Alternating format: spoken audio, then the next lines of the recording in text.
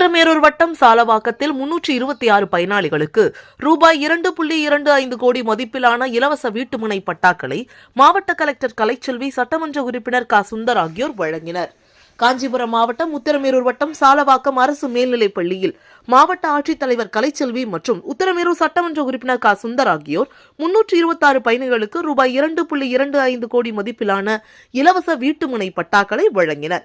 உத்தரமேரூர் வட்டம் சாலவாக்கம் அரசு மேல்நிலைப் பள்ளியில் சாலவாக்கம் குறுவட்டத்திற்குட்பட்ட கிராமங்களைச் சேர்ந்த 218 பயணிகளுக்கும், அரும்புலியூர் குறுவட்ட கிராமங்களைச் சேர்ந்த 58 பயனாளிகளுக்கும், குன்னவாக்கம் குறுவட்ட பகுதிகளைச் சேர்ந்த 20 பயனாளிகளுக்கும், களியாமூண்டி குறுவட்டம் கிராமங்களைச் சேர்ந்த 30 பயனாளிகளுக்கும் என மொத்தம் 326 பயனாளிகளுக்கு ரூபாய் 2,24,90,911 கோடி மதிப்பிலான இலவச வீட்டுமனை பட்டாக்களை மாவட்ட ஆட்சித்தலைவர் மற்றும் உத்தரமேரூர் சட்டமன்ற உறுப்பினர் ஆகியோர் வழங்கினர்.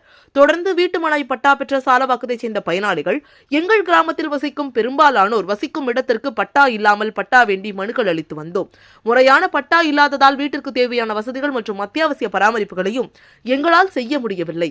இன்று எங்கள் கிராமத்தில் வீட்டுமனை பட்டா இல்லாமல் வசிக்கும் அனைவருக்கும் வீட்டுமனை பட்டா வழங்கி எங்கள் கனவினை நிறைவேற்றி எங்களுக்கு நிம்மதியும் வாழ்வாதாரத்தையும் மேம்படுத்திக் கொள்ள வழிவகை செய்த தமிழ்நாடு முதலமைச்சர் அவர்களுக்கு எங்கள் கிராமத்தின் சார்பில் நன்றியினை தெரிவித்துக் கொள்கிறோம் என தெரிவித்தார்கள்.